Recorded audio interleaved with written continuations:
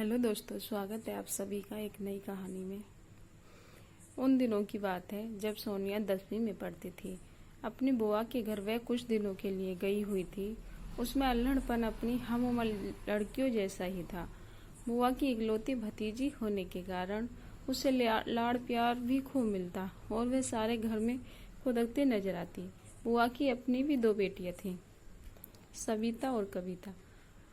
तीनों लड़कियां घर को सिर पर उठाए रखती। बुआ फूफा के पारिवारिक मित्र माधुर साहब का बेटा तेजस बुआ की दोनों बेटियों के लिए बड़े भाई का रोल बखूबी निभाता, लेकिन सोनिया की मौजूदगी में चुप ही रहता।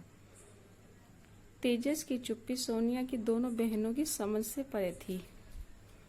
धीरे धीरे सबिता और कविता को अपने भाई के दिल की बात समझ आने लगी।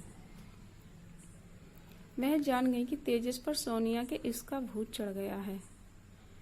एक दिन सोनिया अपनी बहनों के साथ तेजस के घर गई और उसकी स्टडी टेबल पर रखी बुक्स उठाकर देखने लगी। पेज पलटते हुए उसने देखा कि किताब के कई पन्नों पर उसका नाम लिखा था। यह देख वह बुरी तरह चौंकी। तभी उसने सामने से तेजस को अपनी तरफ आते देखा। तेजस ने उसके हाथ से किताब छीनकर दूसरी किताबों के बीच रख दी। लेकिन सोनिया को ये पता चल गया था कि तेजस उसे चाहने लगा है। सोनिया को भी तेजस का साथ अच्छा लगने लगा। सोनिया ने ही पहले दिल की बात तेजस से कही थी। दोनों मिलने का कोई मौका न छोड़ते। एक दिन दोनों घर में अकेले थे। उस दिन पहली बार तेजस ने सोनिया को छुआ था।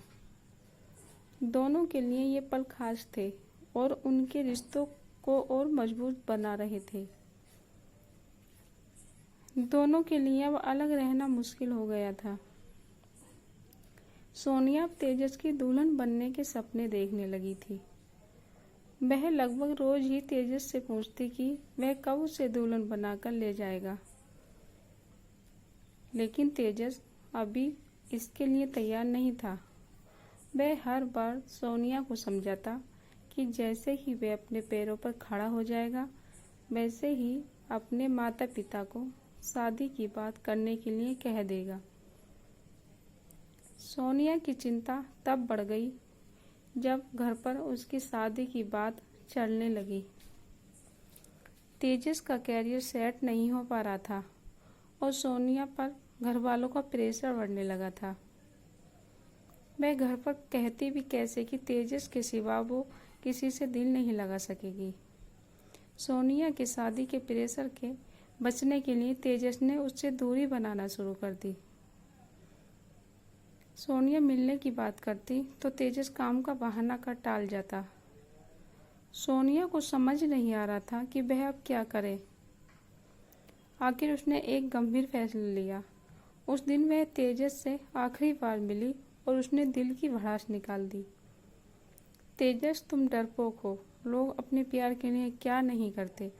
तुम अपने पैरों पर खड़े तक नहीं हो पाए, उल्टे तुमने तो मुझसे दूरी बना ली। तेजस के पास अपनी सफाई में बोलने के लिए कुछ नहीं था। वह सिर्फ इतना कह पाया, मुझे थोड़ा वक्त दे दो सोनिया, अब मेरे बस में कुछ नहीं है। तेजस, घर में शादी का प्रेशर बढ़ने लगा है। तुमने अपने डर के साथ जियो। मैं अब तुमसे कभी नहीं मिलूंगी। किसी और के साथ जिंदगी कैसे बिताऊंगी ये तो पता नहीं, लेकिन तुम्हें मैं हमेशा एक डरपोक के रूप में याद करूंगी। दोस्तों, आशा करती हूँ यह कहानी आप लोगों को पसंद आई हो, तो प्लीज़ वीडियो को लाइक शेयर कीजिए और हर रोज नई कहानी पढ़ने के लिए चैनल को सब्सक्राइब कीजिएगा। धन्यवाद।